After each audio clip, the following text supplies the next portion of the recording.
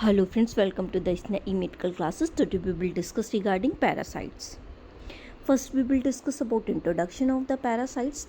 Parasites live in other host organism and depend on them for survival.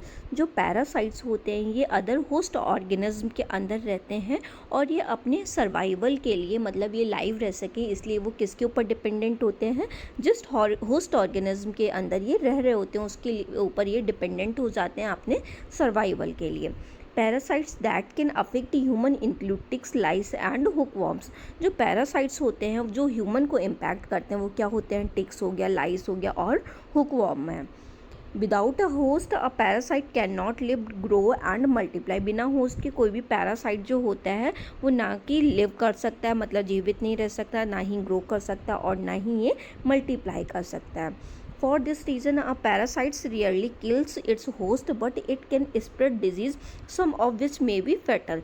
इसके लिए क्या करता है, इस रीज़न के लिए एक पैरासाइट जो होता है ये अपने होस्ट को ही किल करता है और ये अदर जो स्प्रेड होती है डिजीज़ जो होती है उसको ये स्प्रेड करता है.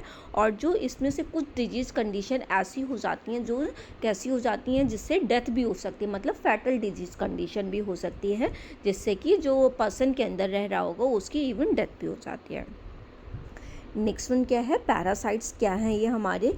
Parasites are organism that live in और on a living host of another species. Parasites क्या होते हैं, ये एक ऑर्गेनिज्म होते हैं जो कि ये किसके अंदर रहते हैं, किसी होस्ट सेल के अंदर जो भी अनदर स्पीसीज का होगा उसके अंदर रह के ये अपना सर्वाइवल करते हैं. This survive by taking nutrients from this host. ये क्या करते हैं, ये सर्वाइव करते हैं, ये क्या करेंगे, जस्ट होस्ट सेल के अंदर रह रहे होते हैं उससे ही अपना न्यूट्रिशन लेते हैं और उससे ही न्यूट्रिशन लेके ये सर्वाइव करते हैं. Next one types of human parasites. और ह्यूमन पैरासाइट्स होते हैं ये कौन कौन से टाइप के होते हैं. There are 3 types of human parasites. जो ह्यूमन पैरासाइट्स जो होते हैं वो 3 टाइप्स के होते हैं.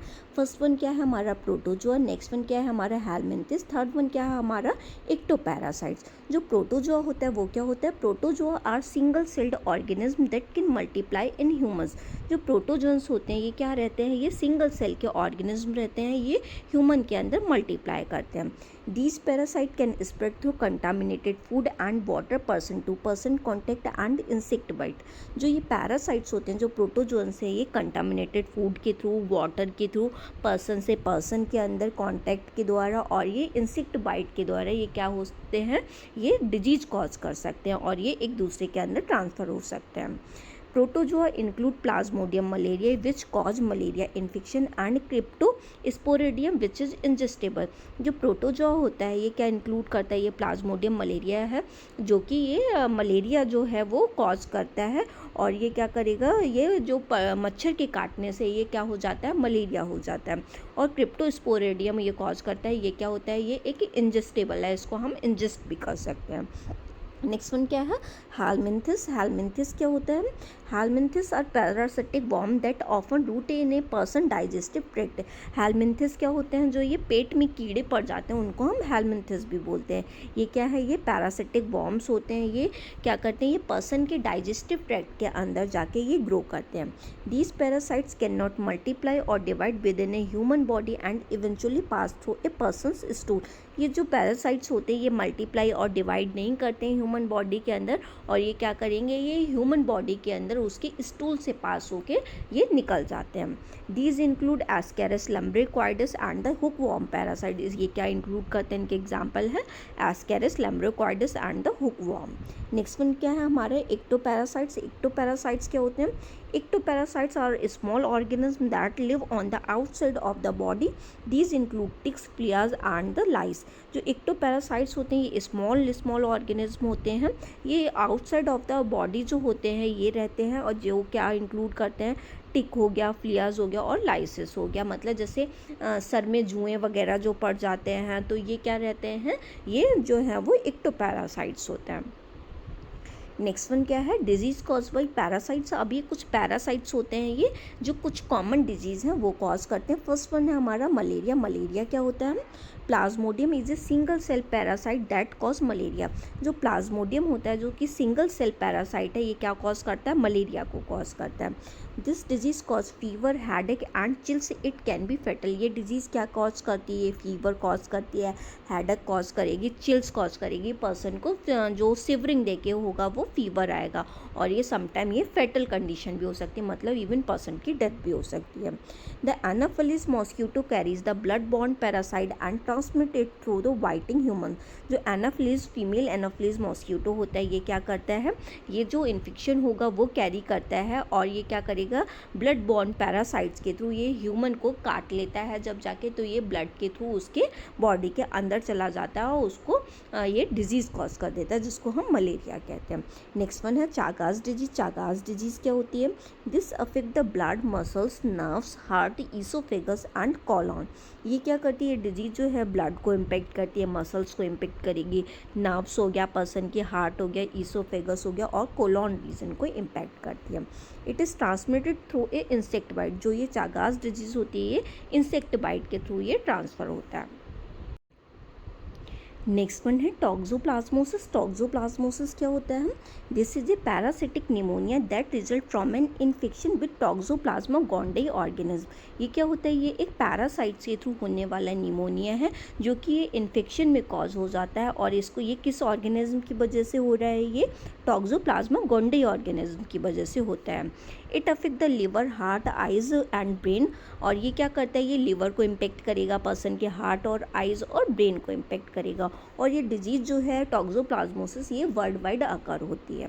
नेक्स्ट वन क्या है, एकेंथैमोबियासिस। एकेंथैमोबियासिस क्या होता है, this टिनी amoeba can affect the eyes, skin and brain. ये जो क्या है, एक टिनी अमीबा होता है जो कि आइज़ को, स्किन को और ब्रेन को इम्पेक्ट करता है। It exist all over the world in water and soil. ये ऑल ओवर वर्ल्ड में स्प्रेड हो चुका है, और ये क्या कर रहता है, ये वाटर और सॉइल के अंदर रह के ये सर्वाइव करता है। Individual can become infected if the clean contact lenses with tape water. Individual कैसे इम्पेक्ट हो सकते हैं, अगर वो क्लीन कॉन्टेक्ट लेंसेज के कॉन्टैक्ट में आते हैं, जो कि टेप वाटर से होके वो उसमें चला जाता है। नेक्स्ट वन क्या है, ट्राइकोमोनियासिस। ट्राइकोमोनियासिस क्या है, also known as trich. Trichomoniasis को हम ट्रिक के नेम से भी जानते हैं। This is a sexually transmitted infection, STI। ये क्या होता है, ये एक सेक्सुअली ट्रांसमिटेड डिजीज़ होती है। सेक्सुअली ट्रांसमिटेड डिजीज़ को हम शॉर्ट में STI भी बोलते हैं। इस सेक्सुअली ट्रांसमिटेड डिजीज़ क्या है, जो कि ये सेक्स के साथ में ये एक दूसरे को ये अगर कॉन्टैक्ट में आते हैं विदाउट एनी प्रोटेक्शन, तो ये ट्रांसफ़र हो सकती है।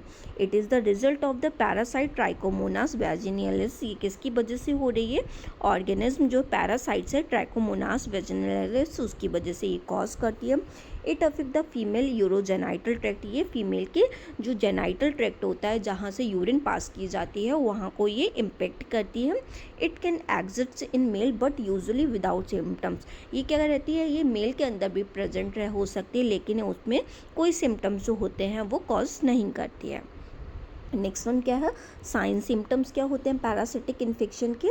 पॉसिबल सिम्टम्स इंक्लूड, जो पॉसिबल सिम्टम्स हैं जो पैरासिटिक डिजीज़ कंडीशन होने के, वो क्या क्या इंक्लूड करेंगे, स्किन बम्प्स हो सकते हैं, रैसेस हो सकते हैं, वेट लॉस हो सकता है पर्सन की एपेटाइट जो होगी वो इंक्रीज़ हो जाएगी। क्यों, क्योंकि उसका जो खाना है वो पैरासाइट्स खा लेते हैं, इसकी वजह से उसकी डाइट जो होती है वो इंक्रीज़ भी हो सकती है। और समटाइम्स क्या होता है, वेट लॉस भी हो सकता है अगर उसकी डाइट इंक्रीज़ नहीं होती है तो।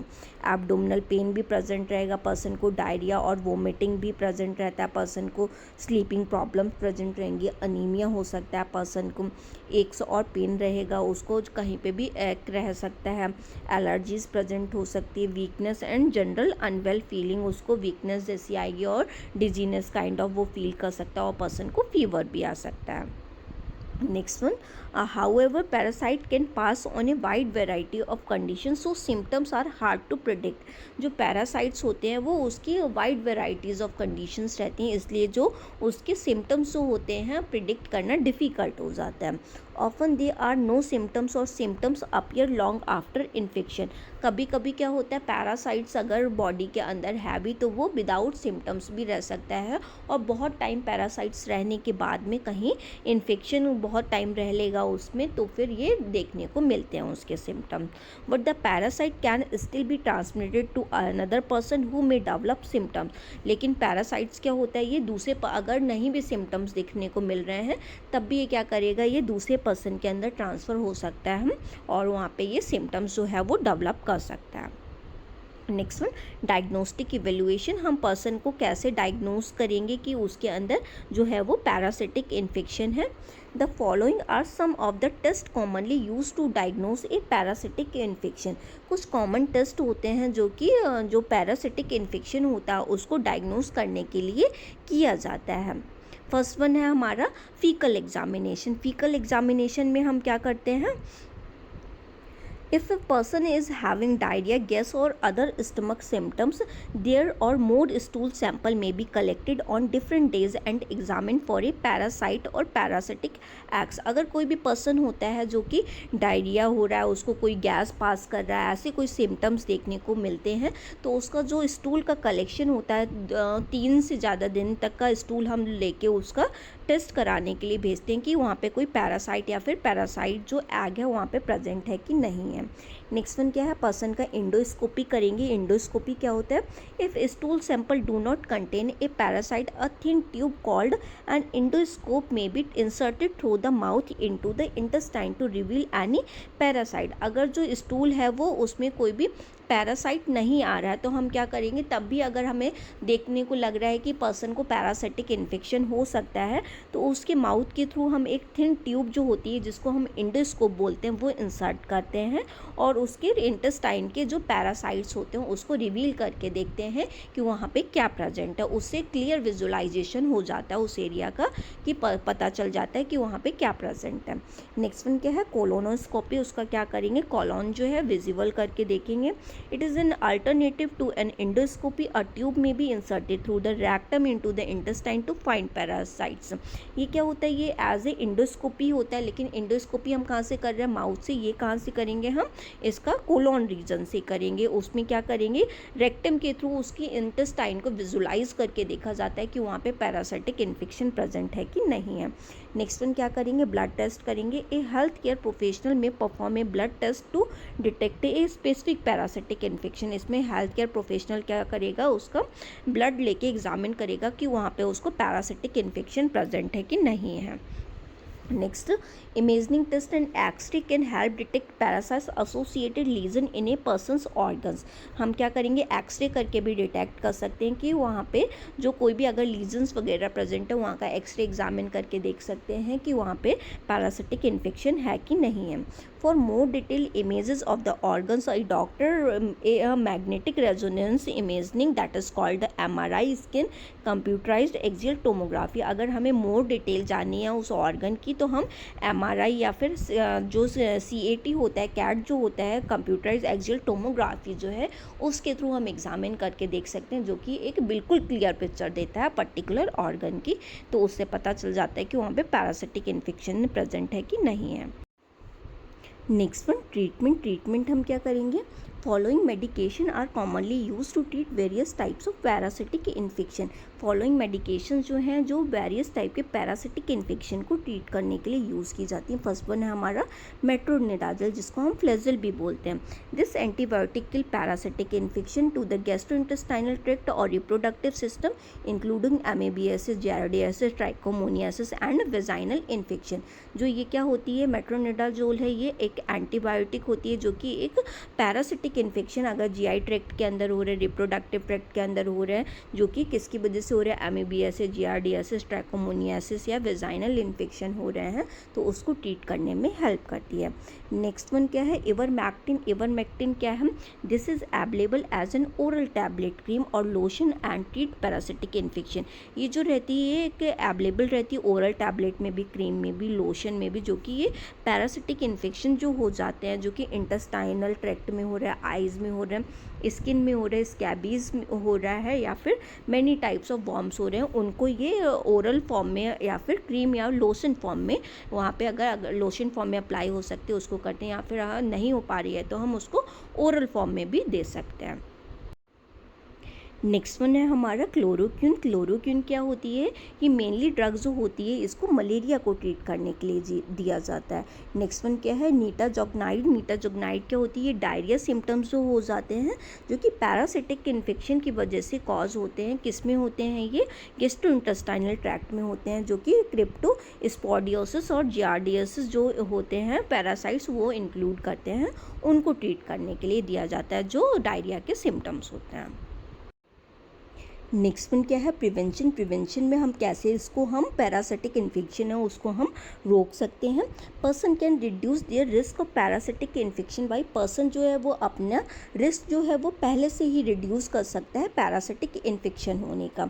Finding out which parasite prevalent in their area और इन ए लोकेशन दे में ट्रेवल।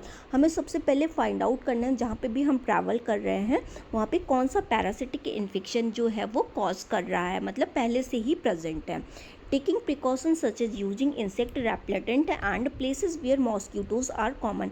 हमें क्या करना है? पहले से ही प्रिकॉशंस जो हैं वो लेके रखने हैं। अगर हमें पता है कि इस जगह मॉस्किटोज प्रेजेंट है तो हमें मॉस्किटोज नेट से या फिर जो मॉस्किटोज को मारने के लिए ऑल आउट हो गया, जो कॉइल्स वगैरह आती हैं उनका पहले से ही यूज़ करना है।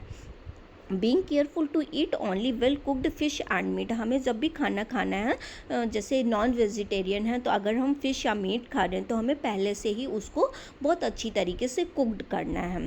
Drinking water only from bottles with a seal top while travelling. हमें जो ड्रिंकिंग वाटर है वो हमें कैसे पीना है? अगर हम ट्रैवलिंग कर रहे हैं तो जो सील्ड पैक्ड बॉटल आती हैं हमें देख लेना है, वो सील्ड पैक्ड बॉटल है उनको ही हमें यूज़ करना है। Taking care when bathing in fresh water lake और रिवर्स। हमें अपने आप का ध्यान रखना है कि जब भी हम बाथ ले रहे हैं तो हम फ्रेश वाटर के लेक में जो पानी आता है या रिवर्स से जो पानी जो आ रहा है उसका हम फ्रेश वाटर का यूज़ करें। Using mosquitoes net. अगर हम घर में रह रहे हैं या बाहर जा रहे हैं तो हमें पहले से ही मॉस्किटोज नेट का यूज़ करना है। Bearing protective clothing. हमें फुल स्लीव्स के प्रोटेक्टिव क्लॉथ्स जो हैं वो बियर करने हैं। Eliminating stagnant water. जो पानी गंदा भर जाता है हमारे घर के चारों तरफ कई दफ़े गमले वगैरह में, कूलर्स वगैरह में, तो उसको हमें एलिमिनेट करके रखना है। Following safe sexual practice. हमें सेफ सेक्सुअल प्रोटेक्टिव सेक्सुअल जो प्रैक्टिस है उसको हमें फॉलो करना है।